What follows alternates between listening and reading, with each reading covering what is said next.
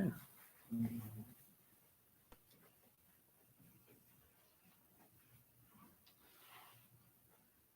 She said, you have SGCS in your password. And she said she can reset the password if you want to. Oh, nice. Can she see the password? I don't think she can see it. Is that what you were putting down? Yep. Yeah, just have her, just have her reset it. Thank you. Yep. Do that real quick and then we can leave.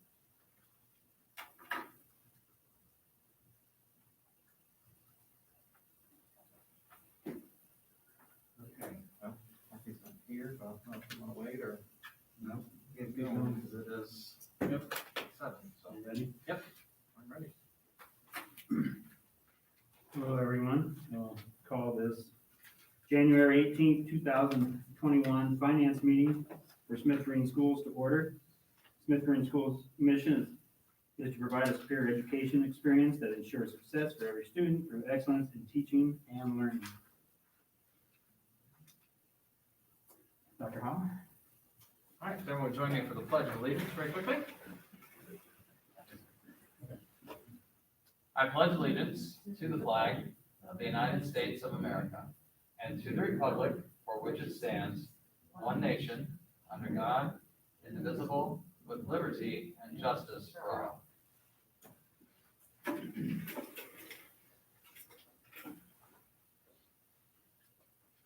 Please join me for a moment of meditation.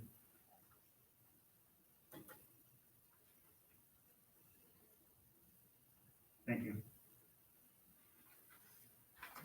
All right, let's see, number 2, the Board of Finance business. Todd? All right, good evening, everyone. Thanks for joining us at home and for those here in our audience tonight. The purpose of tonight's Board of Finance meeting is to meet the requirements of Indiana Code 5-13-7-6, which requires that officers be elected and other necessary business be conducted each year. All right, just move on to the B. Okay. The election of officers for the Board of Finance was actually held on January 4th, 2021 during the board reorganization meeting. The president and secretary of the Board of Finance were selected under agenda item 2H2 with the board president, Mr. Jeremy Hart, serving as the Board of Finance president, and the board secretary, Mrs. Emily Putt, serving as the Board of Finance secretary. And so, board, we did leave an option here if you'd like to just maybe reaffirm that officially as part of the meeting tonight, but you did already select these officers. So we just want to vote to confirm that, so it's official in tonight's meeting. All right, so I will just need a motion for the election of officers for the Board of Finance. President and Secretary of the Board of Finance are selected, Jeremy Hart and Ms. Emily Putt. So moved. Oh.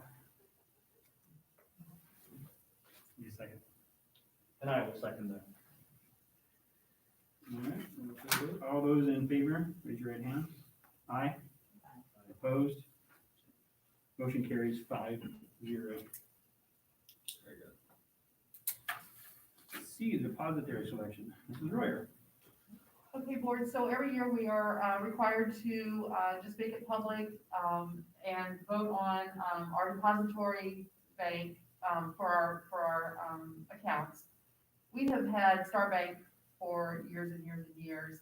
And at some point, we probably do need to put out and just get some,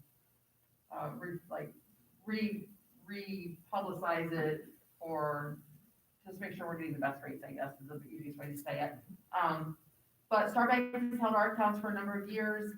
We make daily deposits, so we're a little limited on who we can use. We cannot use credit unions, so that basically leaves us with 2 banks here in town. So we did not put out a request for a referral this time, so we have stayed with Star Bank. So at this point, I just need you to approve that. I'll motion to see the Star Bank. And I'll second that. I have a motion and a second. All those in favor, raise your right hand. Aye. Opposed?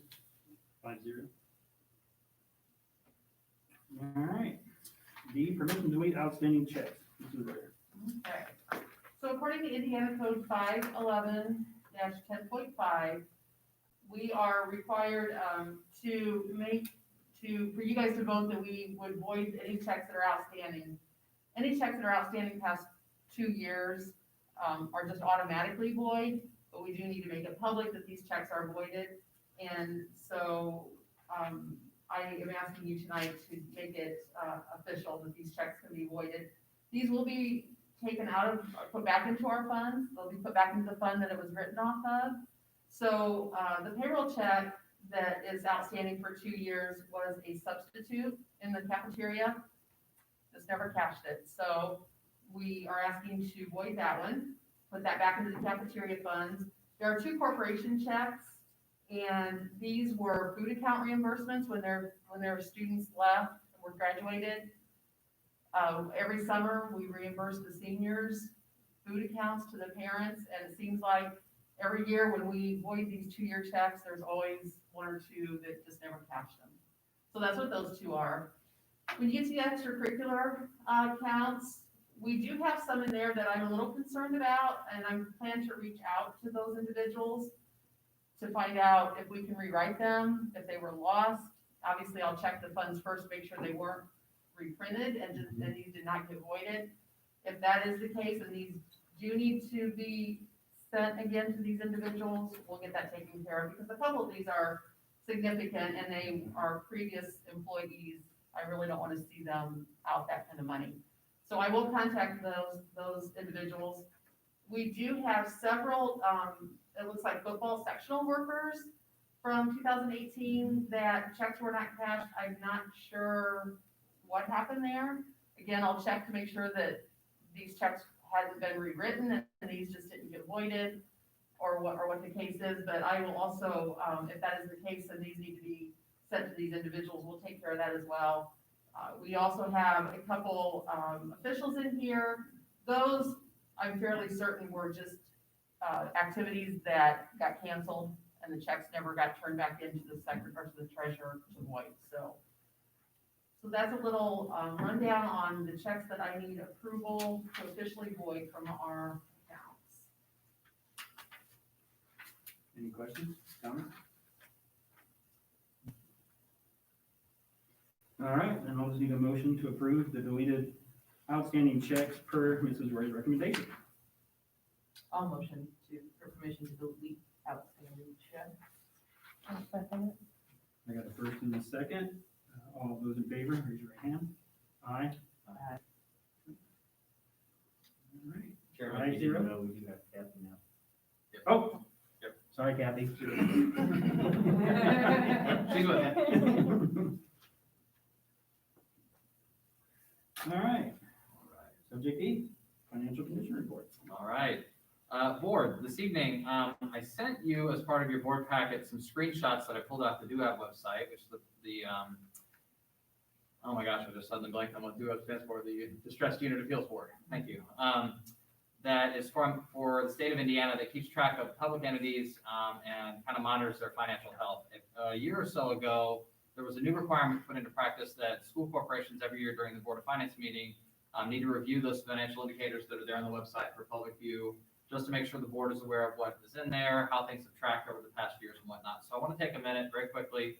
I'm going to walk you through that. So in your packet, I sent you screenshots from the website, but I'm actually going to shift over to this other machine just to kind of give you a quick overview of what that looks like. So I'm going to try to share my screen and hopefully this works so that Kathy can follow along at home.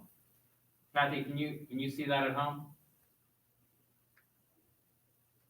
Yes, okay, good.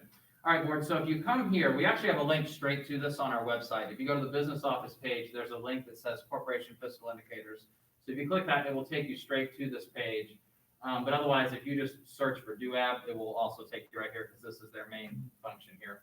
So when you go here, this information is actually public for every school corporation in the state. So it defaults right to Adams Central because they're the first one alphabetically. But if you pull up this little drop down, oops, if you pull this up and scroll all the way down to Smith Green, it will repopulate the entire page with our information. So let me do that real quick. Let it load. Okay. And the reason I wanted to do it this way rather than just look at the screenshots is I want to show you a couple of things that as you have time, you can go back and look around with on your own. So if you look at these, there's a few key areas that it is showing you. So the first trend that they want all corporations to keep an eye on is your ADM. So that's your fall count and spring count on the years we do spring counts, which tracks our enrollment, which of course is tied to our finances. So at the moment, their website goes all the way back to 2012. And if you look here, blue is always the fall count. Green is the spring count when they do spring counts. Some years they haven't done spring counts, but most years they have. They don't always count for finance either though. And I believe the ones that are the lighter green, I believe are the years that they decided to pause counting those towards us financially, but it is back as counting for finance as of last year. So if you look here, obviously this year, we only have a fall count. The spring count is coming up in about 2 weeks, so we will know our spring numbers here shortly. But if you look here, you can kind of look over the trend and just see how things have gone. And the nice thing on the website on all of these metrics that are on here is if you hover over them, it'll tell you the raw data that's pulling these. So if you want to see, like the screenshots I gave you, there was no way to show that. But if you look here, if you want to know, well, what was our ADM last fall, just hover over it and it will tell you what that was. So I thought that was very helpful. So the next indicator on here were our fund balances. So again, it kind of breaks down by different funds. Now, one thing to note is that 2 years ago, you may recall, in 2019, they did a major shift in the funds. So we used to have the general fund, and then the capital funds were all broken up into transportation, bus replacement, capital. Now, all of those three got combined into operations, and education fund is what used to be the general fund. So you'll notice there's kind of a shift between 18 and 19 on what funds appear. That's why. They're all there, but they got combined into a different thing. But it does make comparison a little tricky. But if you look here, it's kind of small on the screen, but if you look, this tells you what each of those funds were. The most recent data that they have just goes up to 19. So we're obviously still a year behind, but that's because their reports they're always running about a year behind us. But again, if you play with this, you are able to actually come over here. If you just want to compare one specific fund or a couple specific funds, you can also turn some of these on and off. If you just say, well, I just want to see education fund and general fund, how we've been doing, you can sort that out and it'll clean up the graphic for you. So just wanted to show you that. And since I said that, actually, why don't we look at that one real quick? If I just turn on general and education, so those are our tuition support based funds.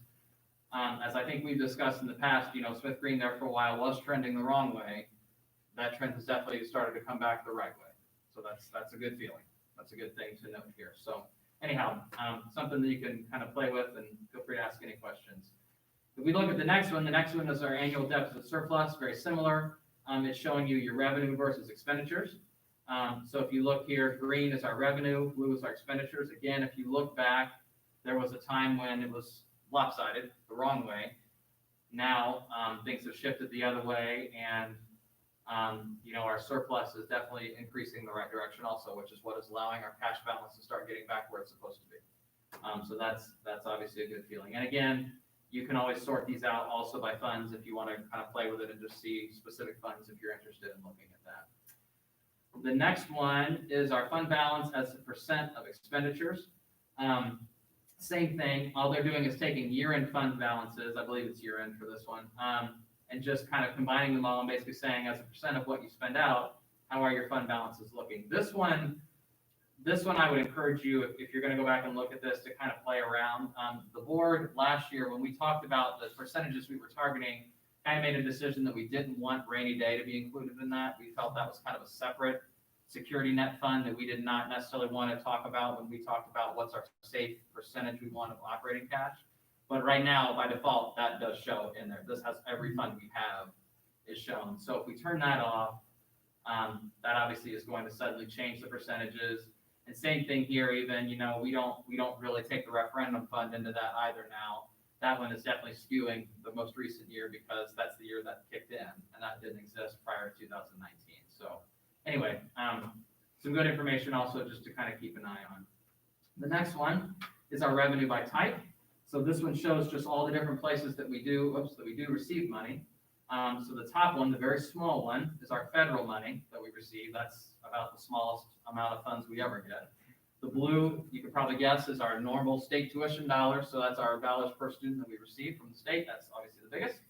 Purple is any other local revenue that we get. And then the bottom one is local tax revenue, so that is operations funds, so capital projects, transportation, all those things.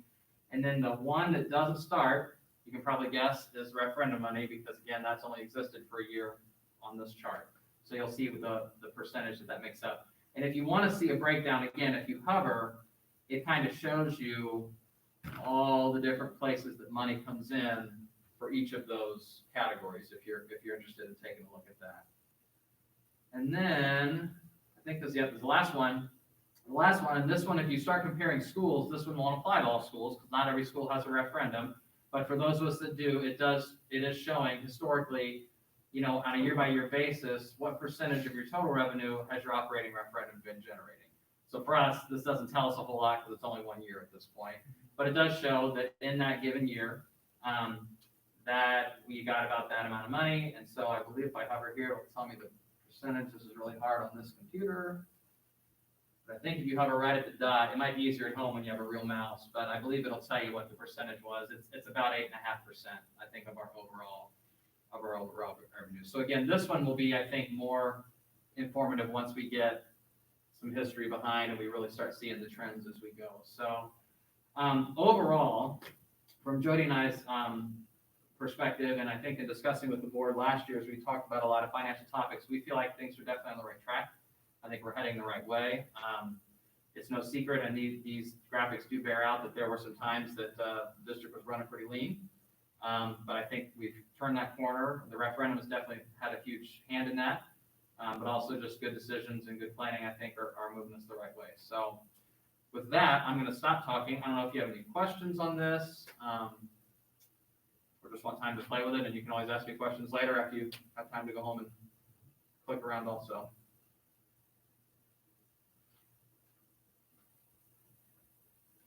Anything else?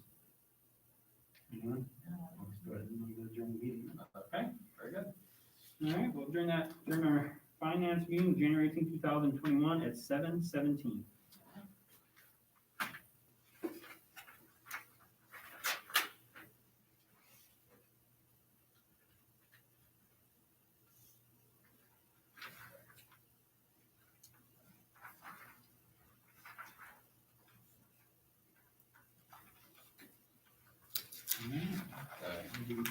Everybody set?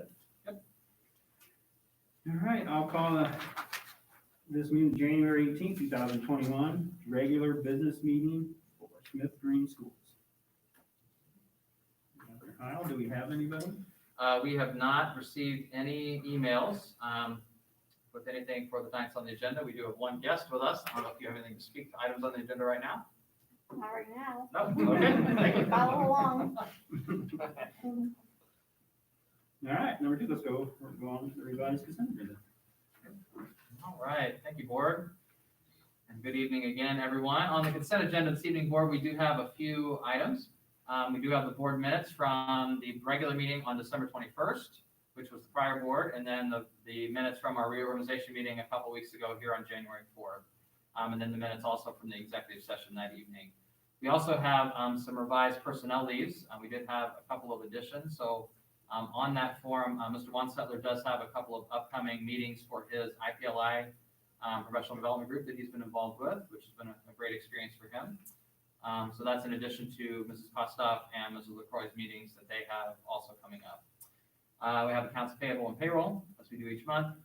Donations, I do want to highlight a few things here. We actually received quite a few donations this month. I want to make sure I take a minute to acknowledge those. So I want to thank, we have an anonymous donor who donated $845 to cover the cost of our CES spring musical t-shirts. So a huge thank you to our anonymous person in our community.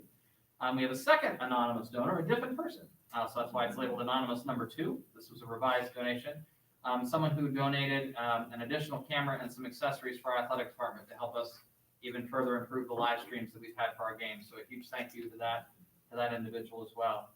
A big thank you to the Cherubusco Rotary. They actually made 2 donations this month. The first was $1,550 to help us with a project we're working on to improve our water drinking fountains Right now, obviously, the drinking fountains are turned off due to the ongoing pandemic. So we've been looking at getting some water bottle filling dispensers instead. So a huge thank you to Rotary for coming alongside us to help with that. And then Rotary made another donation of $800 to the National Honor Society. So big thank you again to Rotary. Thank you to the Farm Credit Services for a $1,000 donation to the FFA. Macmillan Health for $500 to our second grade team.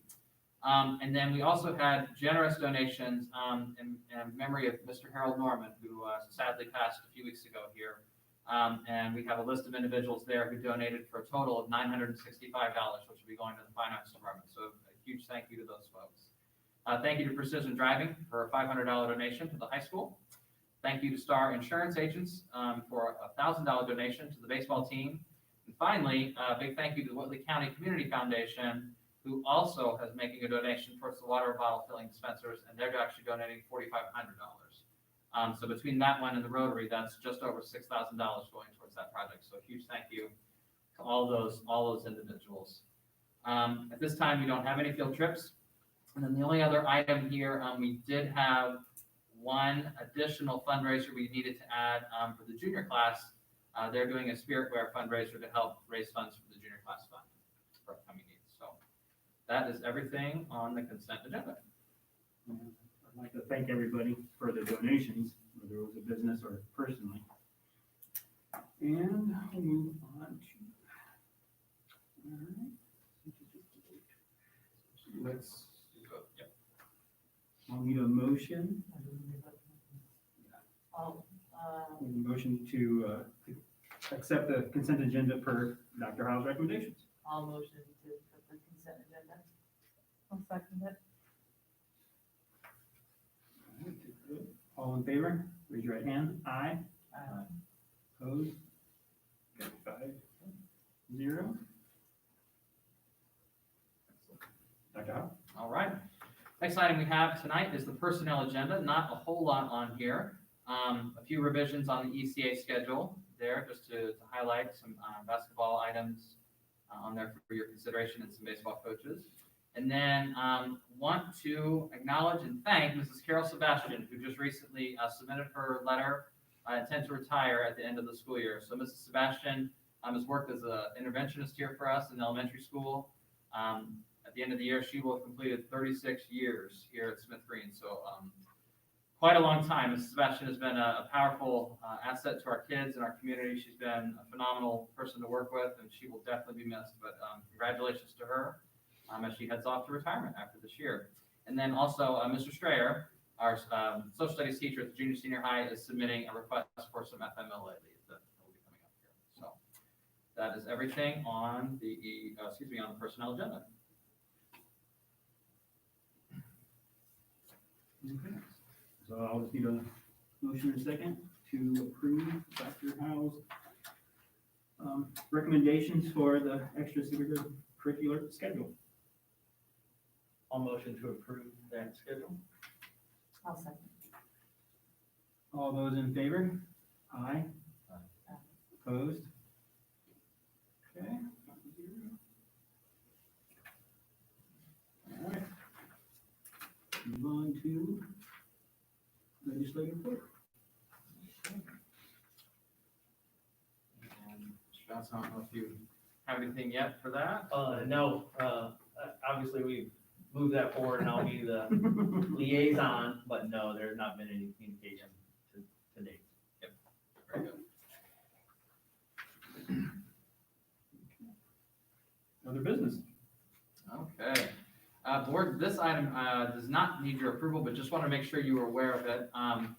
You may recall last month, the board approved the common school loan purchases that we were going to be moving forward with.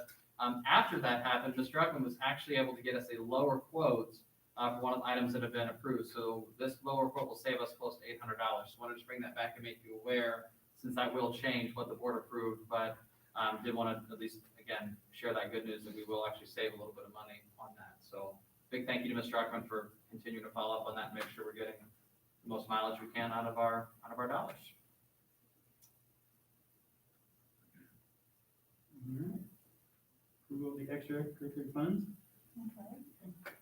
Okay, board, so for Indiana code, we are required to make the board aware of all of our extracurricular accounts, and ask approval of these accounts, just making it formal that our school board approves, the extracurricular accounts, listings once per year. This has always been done in January. I guess I would kind of like to get it moved to, the end of the extracurricular cycle. So the extracurricular accounts, cycle runs from July 1 through June 30th. So once, Joella closes the books in June, we will bring a report to you with all the account balances and more financial information. And I think that would be a good time to actually get these approved. So I'd probably be asking you to approve these twice this year, just to get it back on the schedule on that. But for now, it is the time of year that I just need you to be aware of what accounts we have out there, for extracurricular and approve those.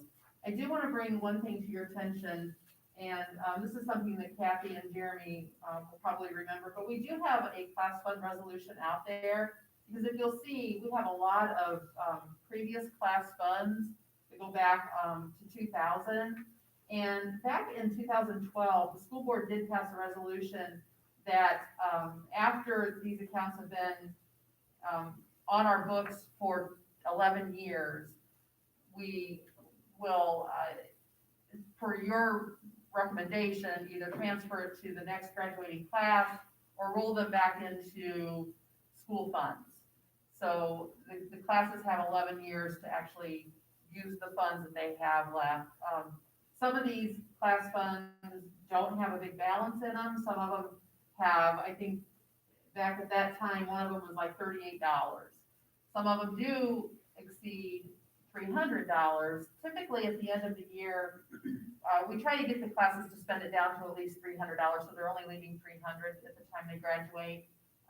But some classes do have that whole $300 still in there. So at the end of this school year, we will be looking at some of these funds to try to ask your approval to disperse those to other funds. So just a heads up that will be coming the end of the school year as well.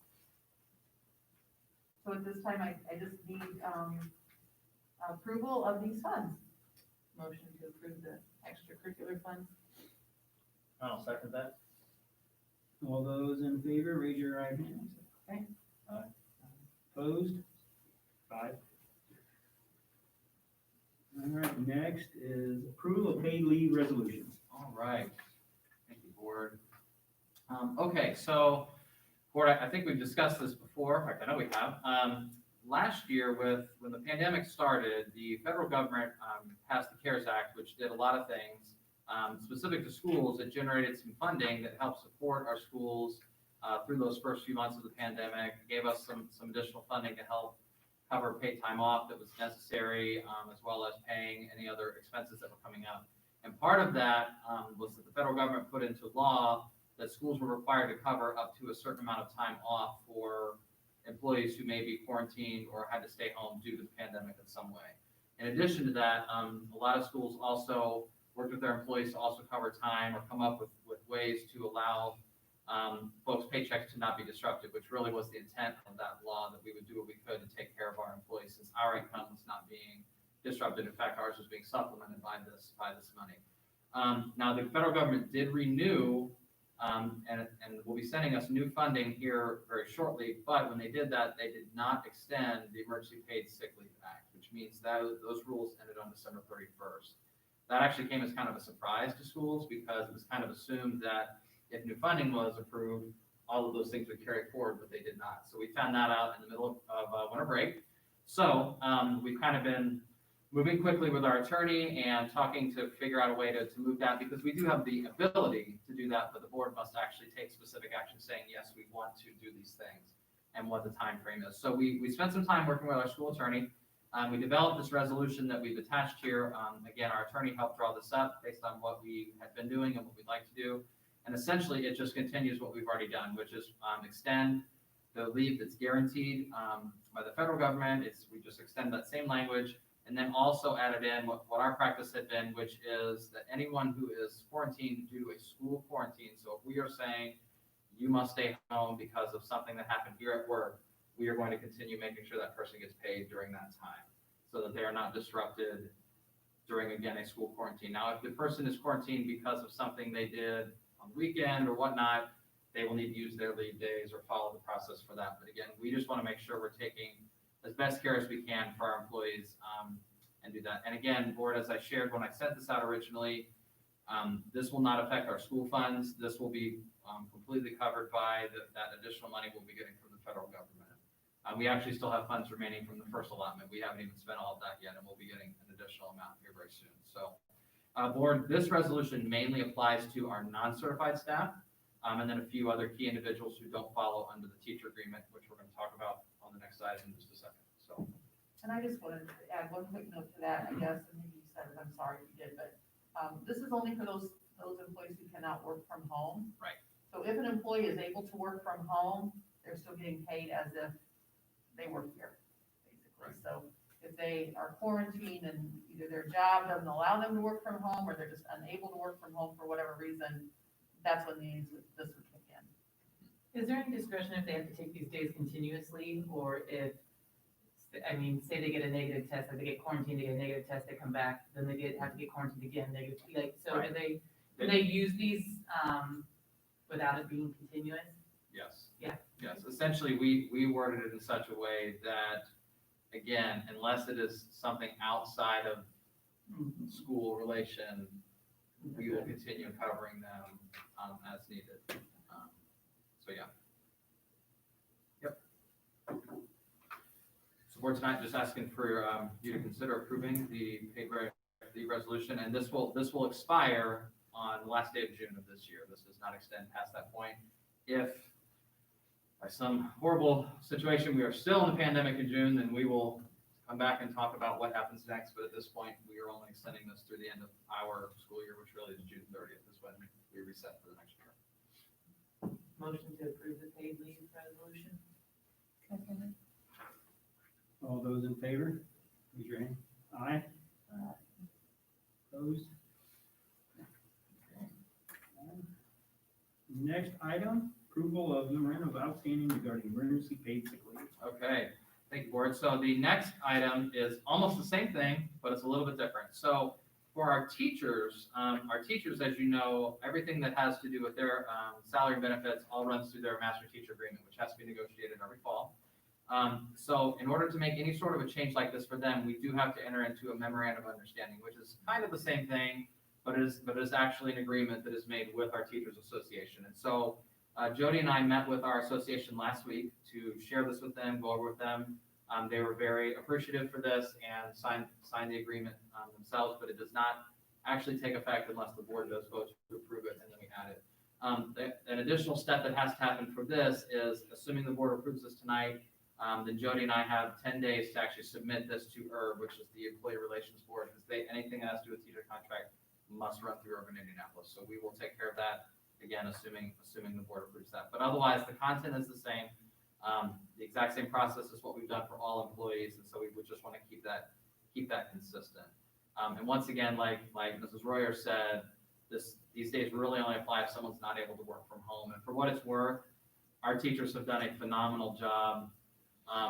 Almost every day that a teacher has been out for quarantine, they have gone home and just kept going and worked right from home, taught from home, done everything they can to keep going. So they've been phenomenal.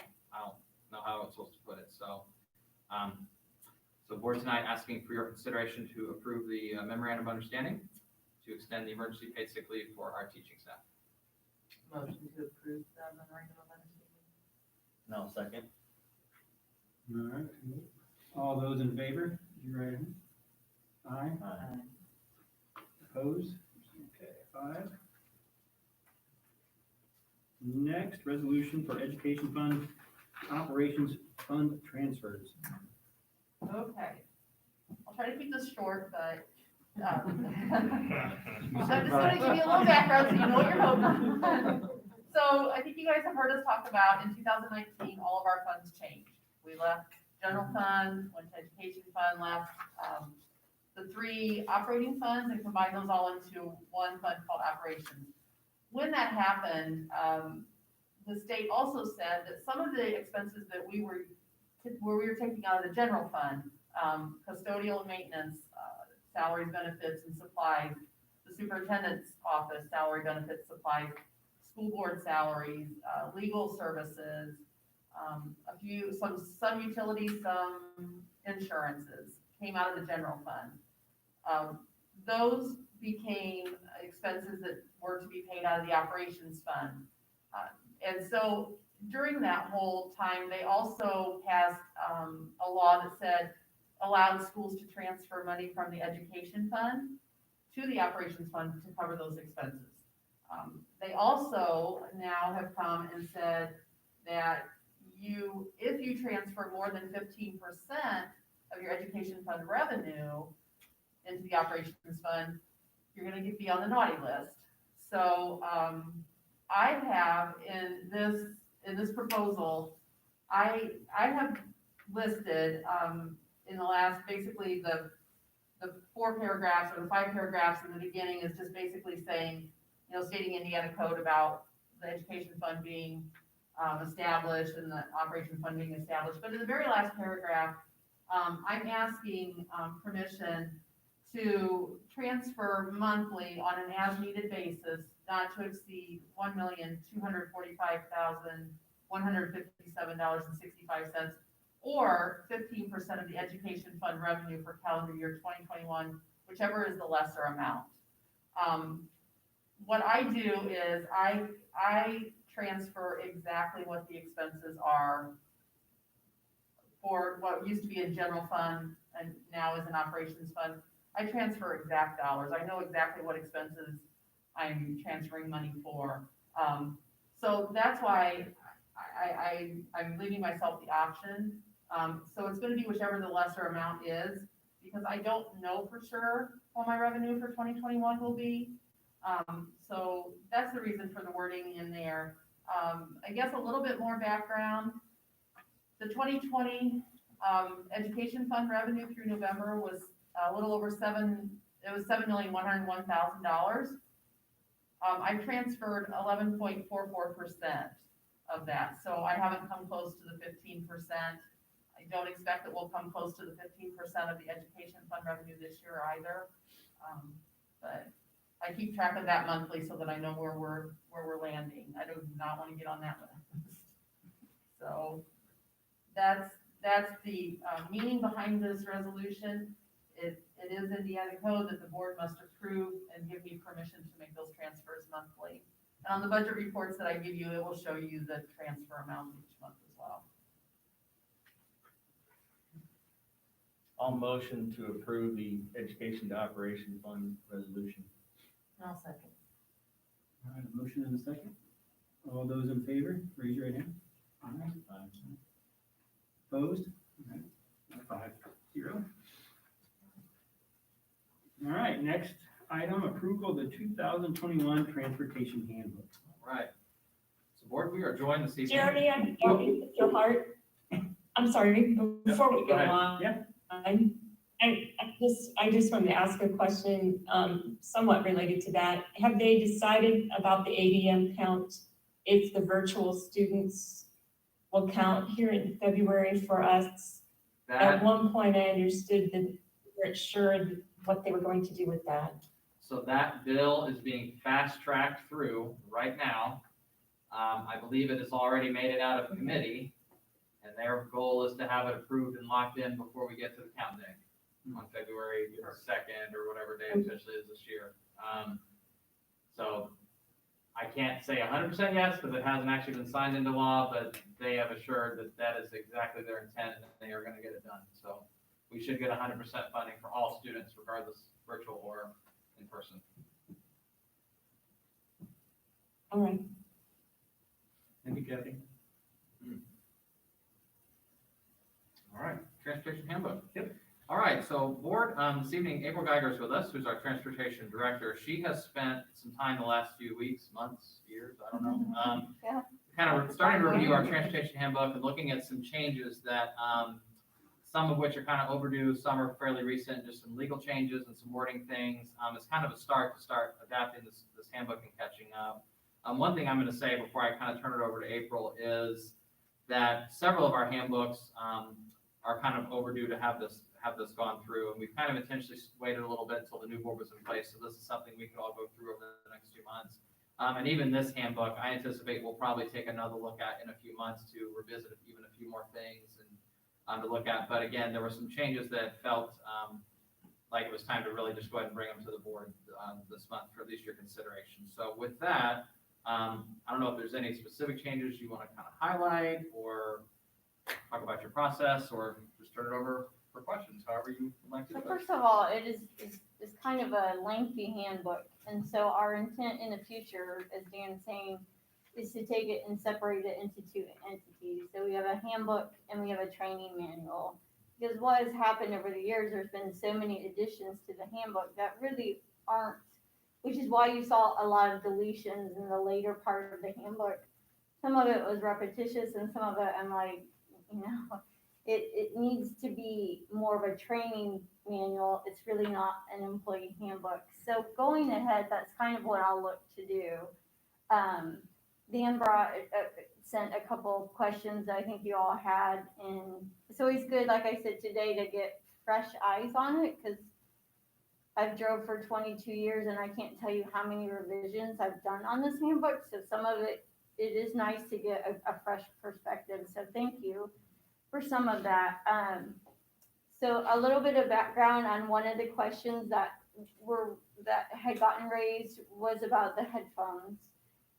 So we had Reggie White, who's our state trainer, come last year and talk about the GPS.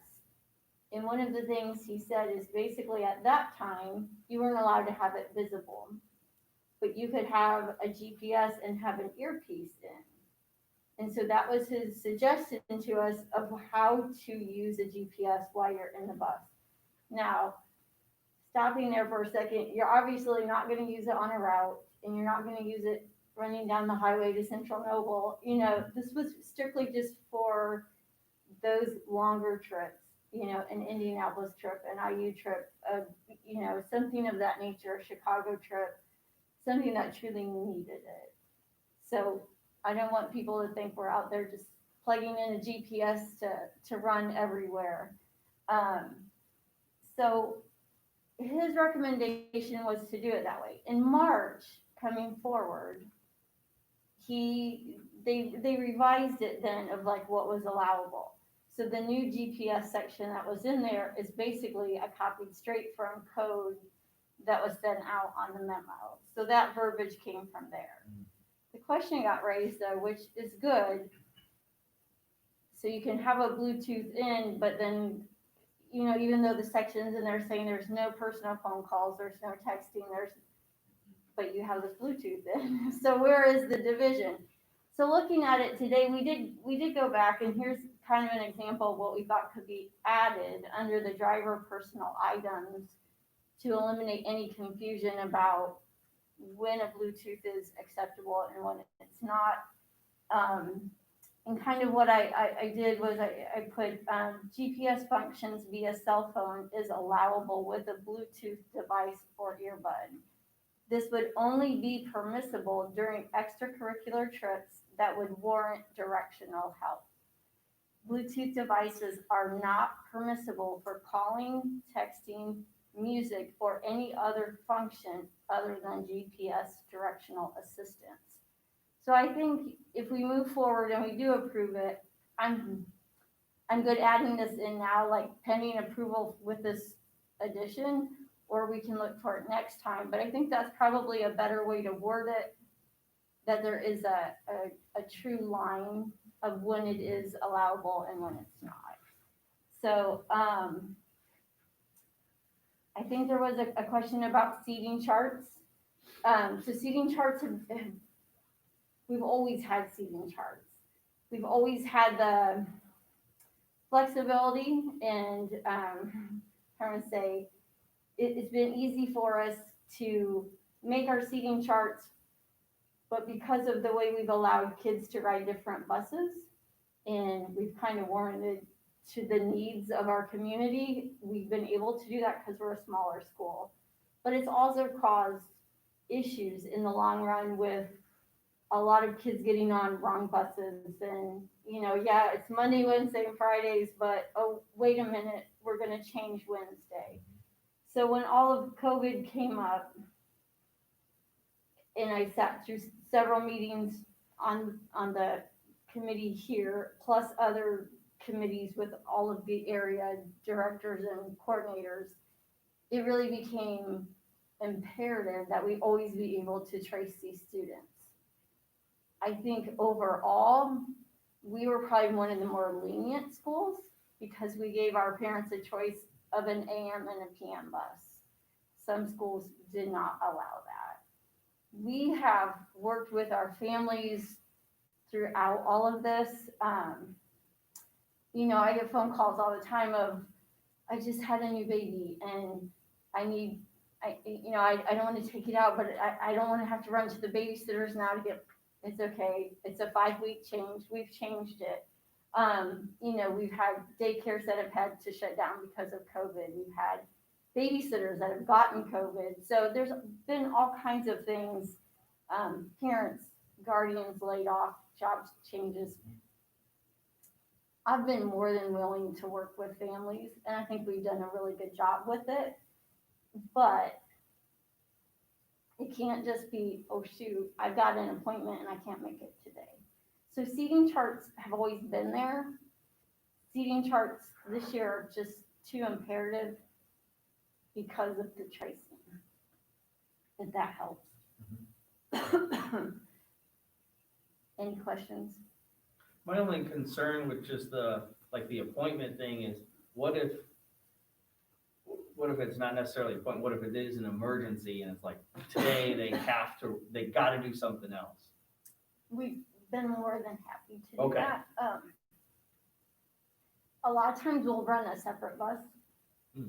Like sometimes we've had quarantine issues and we can't take them on the bus and we'll come back and get them. If it's a true emergency, we'll make a note of it. I've got several seating charts that will have notes that will say, like on our weekly sheet, that will say, so-and-so was on this day. Mhm. And generally, when we contact trace, we take the video out, we watch it, we go seat by seat, which takes a lot of time.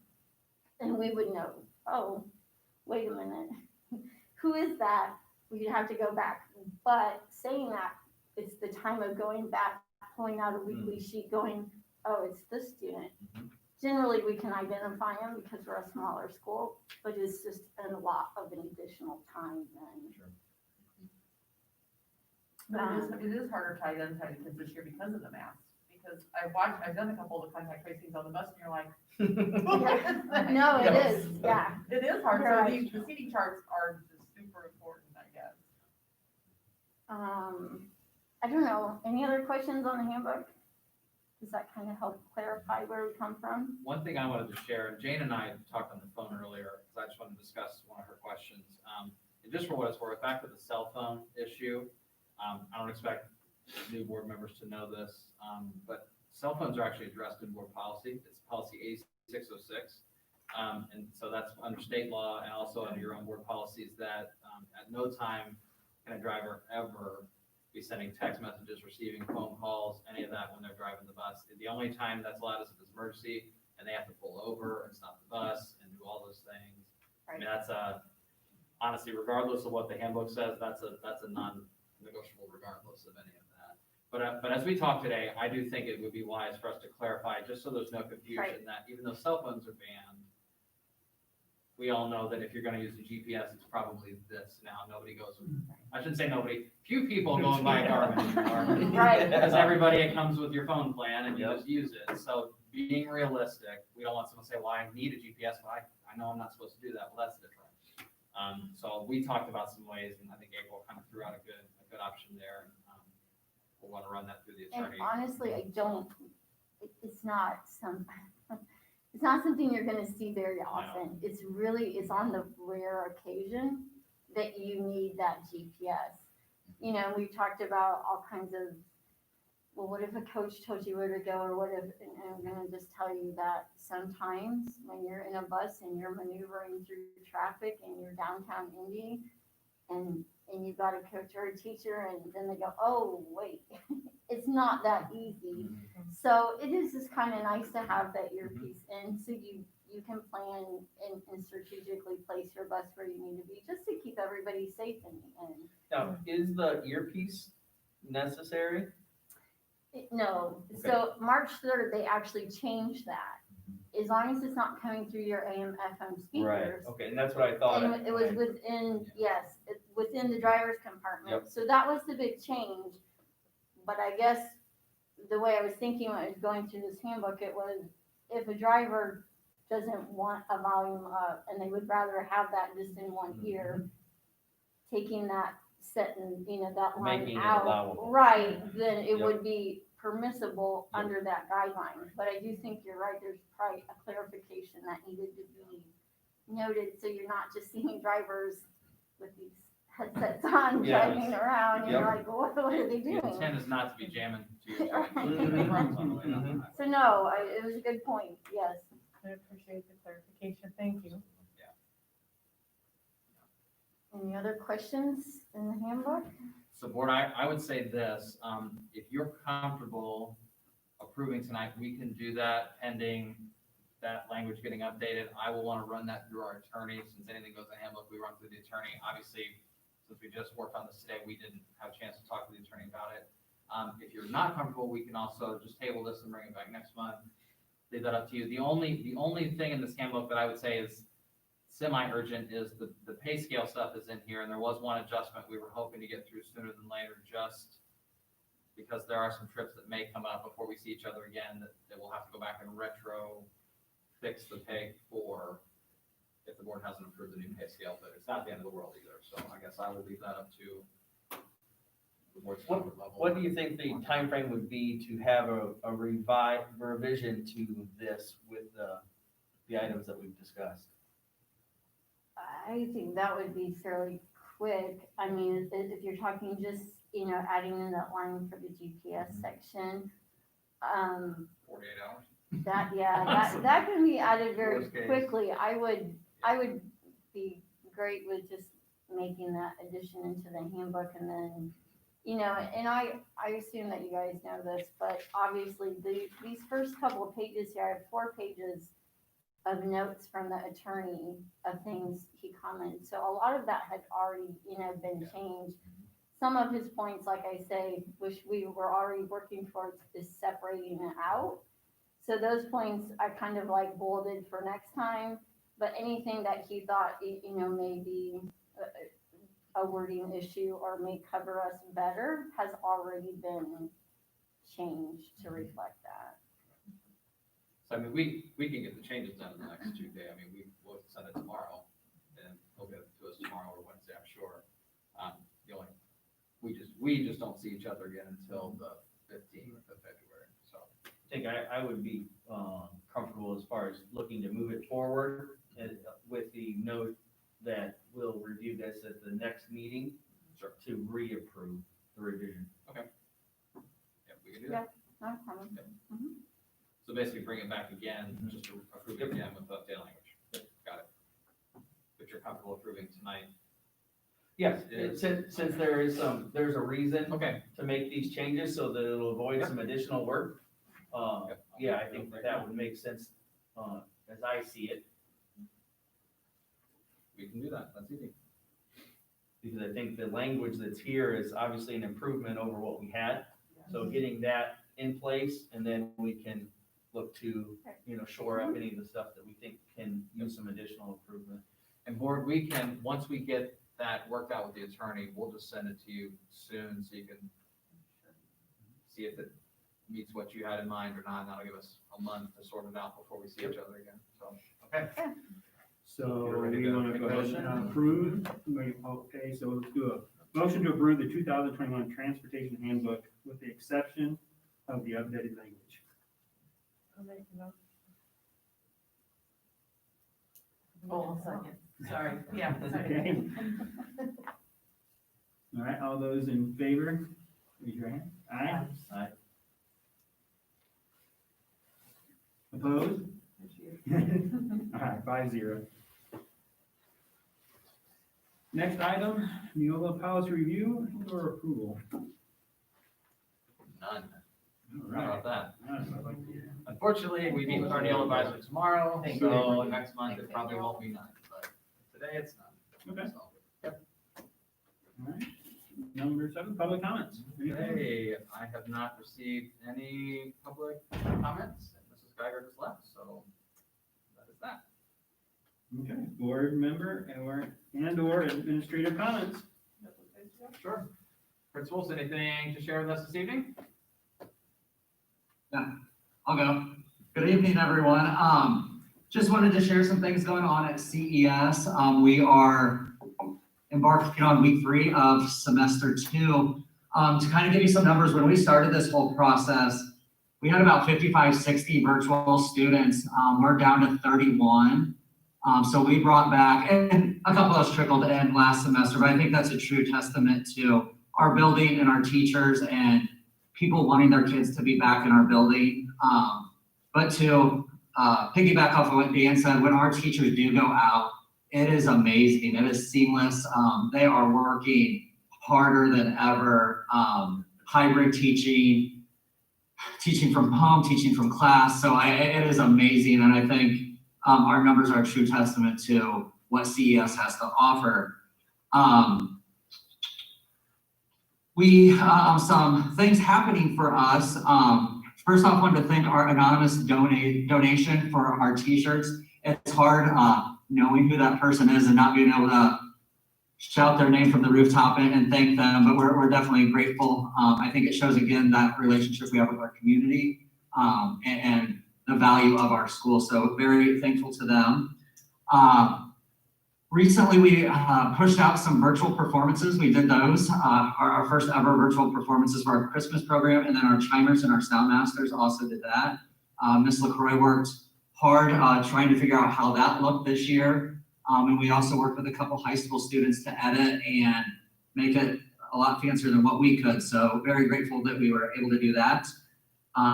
With that, we also started up our Turner's Jump Rope program we're getting ready to start that up. It's gonna look a little different. We're not gonna be able to go to other schools and perform, but we're doing more skills labs so that we can teach the kids how to properly do those routines. And then we'll do some virtual performances for parents later in the year. Our archery team is off to a great season. We performed this past weekend where we were 2nd overall in the elementary division, with Nolan Weagold placing 1st for the boys, and then Carly Pappenbrock placing 1st for the girls. So we brought home all the hardware this weekend. Super, super proud of them. And I think I just want to end real quick with a big thanks to Carol Sebastian. Receiving her letter of retirement is definitely bittersweet. I've had the opportunity to work with her for the last 4 years. I think a lot of people don't know, though, about 15 years ago, she was actually my special ed student teacher. So she kind of taught me the ropes of special ed 15 years ago when I was becoming a teacher. So a very different relationship that we've had over the years. So we're losing a plethora of knowledge, but I know she's super excited to spend time and travel and hopefully travel. And I guess be able to take bathroom breaks whenever she wants. So super excited for her and big congratulations to her. So that's a lot going on in a short amount of time for us. I do have just a couple things to add. First of all, hello, everybody. I want to thank the teachers, the office staff, our IAs, all of our staff at CES for a smooth transition back after Christmas break. Obviously, we had those 3 virtual days before break and then the 2 weeks off. Even the kids, they did an amazing job coming back. You know, we picked up right where we left off. And so I'm very proud of them for that. I also want to say thanks to the parents. They've been so flexible with us, working with us this year with all the changes that are going on. So they were an integral part of that transition back as well. And then lastly, a big thanks to Carol Sebastian. Just knowing her for 2 years, that she's the most dedicated teacher that we have, and we're really going to miss her. But I'm thankful that, you know, I get to spend time with her and learn from her. And so, yeah, I know she's very excited about retirement. She said over those 2 weeks of break. She was busy every day, so I know she's got big plans ahead, and I wish her the best.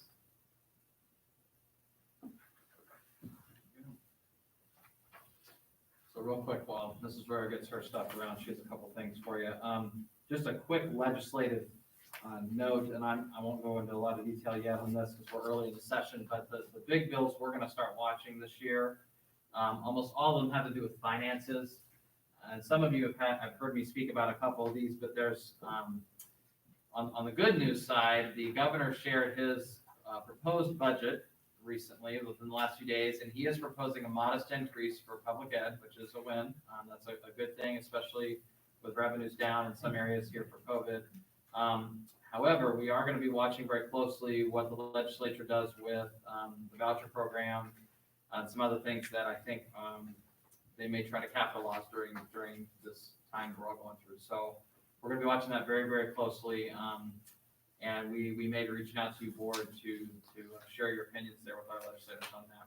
The only other thing I'm just going to touch on real quick, again, a huge thank you to our staff and our kids and families for everything they've done during the ongoing pandemic. I know it feels like we're all over it and ready to just put all this behind us, but unfortunately we're not quite there yet, but everybody's hanging in and doing a good job. We are starting to see a slight increase again on our numbers of quarantine, so we're watching that very carefully. Our goal is to have the kids in school as many days as possible here in the building with us. With that said, there always is that tipping point where we can no longer effectively run the building due to too many staff out or even too many students out in some extreme cases. So we are watching those numbers. We will do everything we can to be here, but as we all know, there may come a time where we have to temporarily switch again just to get through a short season until we can get back together again. So we are watching, but a huge thank you to everyone who's working hard to stay healthy, to do the right things so that we have as many people here as we can every day. So that is everything that I have. Okay. So board, I just wanted to bring this to you, and Dr. Heil and I decided to do it during the comment time, because I kind of want to get some feedback and to know how to move forward with these reports for you. So in front of you, I've given you four different reports. The first one up is the education fund, and a really quick explanation of this. The section in green is all the projected revenues and expenditures that I had projected back in early 2020. And the yellow is going to be all your actual revenue, actual expenditures, and actual transfers from education to operation, and of course your cash balance. And then the next section, the coral color, is going to be your 2019 information. Kathy, I sent you an email with all this information. It went to your home email address. She said, Got it. she's Okay, got it. Good. perfect. And then the attached, the second page back is going to give you a breakdown by what we refer to as object code. So again, it's going to be like your salaries, your benefits, and it's going to be each section of our budget line. So, and then at the bottom, it does give you a percentage of what percentage of the whole expenditures for that month, or now it's the year, is of the whole entire expenditures. I'm sorry. So this is only through November. December is my end of year close. There's a lot of things that have to happen to actually close that. I do have preliminary numbers, but I'm not quite ready to bring those to you quite yet. I want to have a few more days to look at it. So, so this is, I guess I'm kind of curious. Is this something that fits what you guys are expecting to see? Is it easy to understand? Is there anything that you would prefer to see differently, or if you want to take it and look at it and email me with suggestions or thoughts, that would be totally We had understandable. talked briefly today about, don't want to overload the board or make meetings drag on every month, but also want to make sure, especially if some of you are new and getting comfort with your seats, thought you might also want to see this maybe on a monthly basis or quarterly basis or however often. So again, maybe just something to think about and think about how often this would be helpful, but this way to kind of give you a feel for our revenue versus expenditure patterns that you're gonna start seeing in the months ahead. And it is something that would become an agenda item, not, obviously not an action item, but it would become an agenda item. So, yeah, like Dr. Heil said, you know, would you guys like to see this monthly? Do you want to see it quarterly? Those are the questions, those are the kinds of things that I want to hear back from you and determine how often we bring this, I guess, to you. And we are working on, I think you guys know, Dr. Heil, we're working on a finance page on the website. Again, this might be something that goes on there.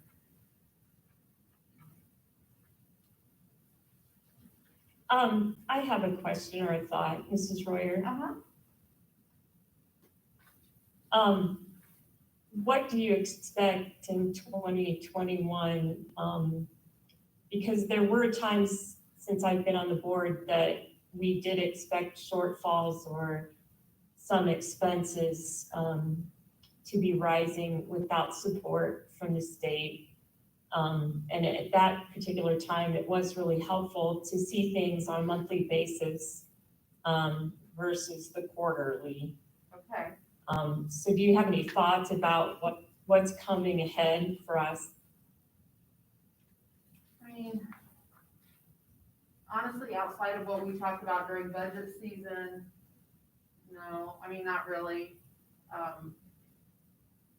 Not yet, I really don't. Yeah, there's nothing that we Nothing foresee that is gonna change significantly one way or the other this year. Right. I mean, in legislature, they have the whole funding, the virtual funding. They're also talking about budget as far as, I mean, the governor, I believe, is going to propose a raise for education per student dollars. But of course, that would have to go through legislation. So I like, right now, I really don't see any kind of shortfalls or issues that we hadn't already talked about. I did watch the information that came out on the report in December of what the study committee decided to state about school funding and what they want to see happen in the future. So Dr. Heil, has that particular report taken any form for legislators that maybe there are bills coming that, because there were things on that report that I did not think would be favorable for our district. Like, can you give me an example? Do you remember?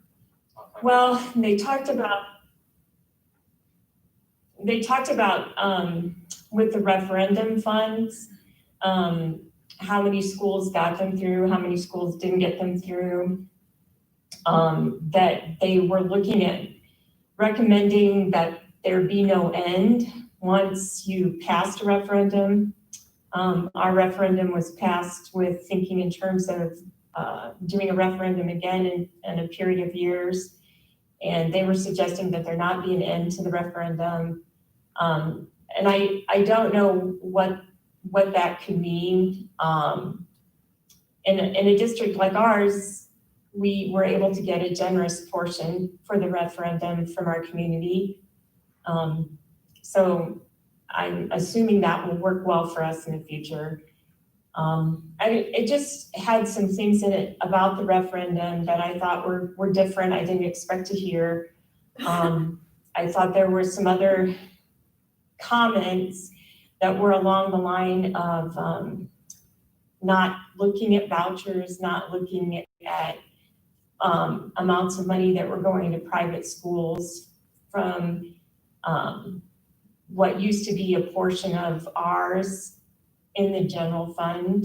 And so I didn't know how much further things like that were going to go.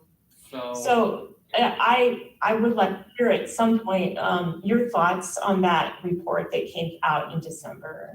Sure. So just very quickly, yeah, I know what you're talking about in the referendum, especially the idea that they would never sunset unless the board chose to end them. I would say there is probably zero chance that would ever actually happen in Indiana, just being realistic. I don't see that becoming law. If it did, I guess as I thought about that, I think my guess is they would make everyone pass another one that clearly stated, if you pass this now, understand it will be indefinite until your school board or community chooses to stop it. I don't think they would allow those of us who have them to just say, okay, now this gets to continue. I think you'd probably have to do another, at least to say, understand if you vote for this, it's now kind of permanent. I mean, it can be stopped, but under that idea that you shared, and I'll be shocked if there's any appetite at all to even consider that, though. I mean, I think some of the legislators get pretty beat up in their communities for even talking about a referendum. They've been trying to make it harder to pass referendums, so I would be shocked if they did anything that was helping that cause, just being true. As far as the rest, I haven't really seen any bills come out that really are speaking to much in that report. The only ones that I actually noticed today, I was going through a list of some of the ones that were filed recently. There's a couple that seem to be looking at, if you look in that teacher report, there was some talk about possibly reducing or removing the tax credit families get for contributing to 529 plans. I don't really see the huge benefit in that, but I did notice there are a couple of bills that look like they might be trying to change something about that, but I'm not sure it really aligns with what that report said, so I don't know. If you look at that report, at the end of the day, there were some certain recommendations that are fine and we can look at, and that a lot of those we've already looked at. But at the end of the day, that report also pretty clearly says, Indiana, you're $600 million behind. And at some point, they're gonna have to talk about that. And it may not be this year, and I mean, we all know the budget is what the budget is, but they are going to have to acknowledge that at some point, that all these other ideas aside, you are behind in funding. You haven't kept up with inflation, and now here we are. So anyway, I guess we'll see. I haven't seen a whole lot yet, but it's early. I mean, there may be some coming too, so. I am encouraged by the ADM legislation. I would like to see us be able to count the virtual students. It's good to hear Mr. Wansettler say that those students didn't leave. Many of them have come back to the school, so that's good to know. But I know some of our students graduate at mid-year, and that hurts the February count. So I was just trying to ask what might be coming in 2021. And on that point, I actually forgot to mention that one.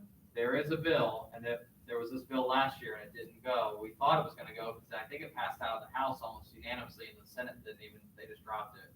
But it's on there again that I think they're trying to get through that when you have semester grads, we still would get to count them in the spring. And that would be huge. And personally, I think that's fair, because if you want to incentivize us to encourage kids to graduate early, it's hard for a school to want to incentivize that if we know as soon as you graduate early, we suddenly get punished by you taking the funding away for the rest of the year. Because on the school side, as you know, we budget for a year. We don't budget by semester, and we've already had to make hiring decisions and expense decisions. And then if 10 kids do a good thing by graduating early, we're going to take a hit financially for that. So we're hopeful that maybe that will get done this year. That would be a great bill if they could get that through, but we'll see. It didn't get done last year, so I don't know. Well, and last year, we actually, our spring count, there's only a difference of one student. And this year, I think we're looking at currently a difference of seven students. So, yeah, so we're not too far off from our fall count. Almost every district drops in the spring. Last year, by some miracle, we were basically flat. This year, like normal, we're down a few. But it's early. We have 2 more weeks, and we may have students come back too. So it's been very fluid the last couple weeks. We've been watching kind of some kids come and go for different reasons. So.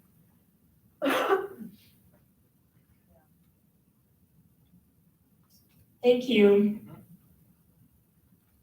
So anyway, if you guys want to take a look at these, provide feedback, just let me know how often you want to see them, and how much detail you want.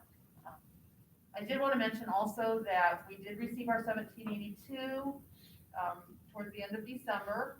Our total tax rate for 2020 was at $1.16. Our 2021 total tax rate will be at $1.10.24. So we are down. Referendum rate came down about 3.5 cents. So it was at 33 cents last year. It'll be at 29.46 this year. So. And that's really all I have. What were those numbers for the referendum again? 30? For the prior 2 years, we were at 33 cents. Mhm. In 2021, it'll be 29.46 cents. And our total tax rate this year will be at $1.10.24. Thank you. You're welcome. Last year was $1.16. $1.16, yes. Just for comparison.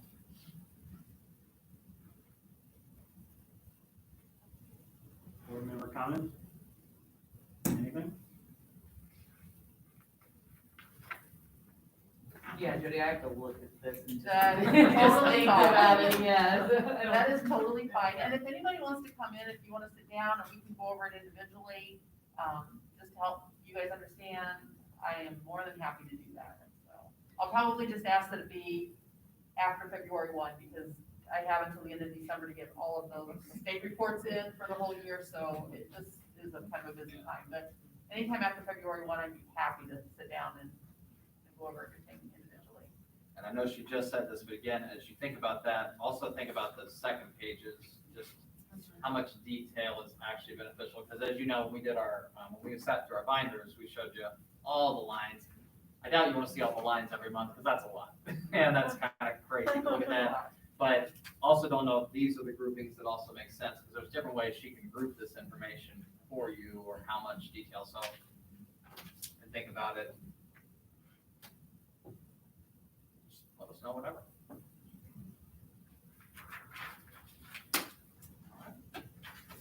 Anything else?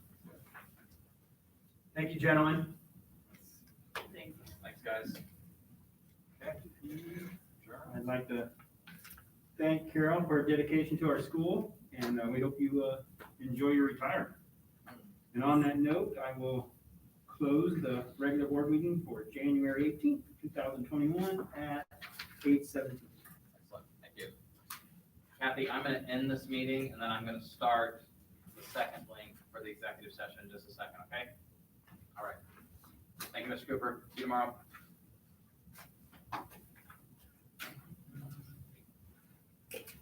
Shut that off.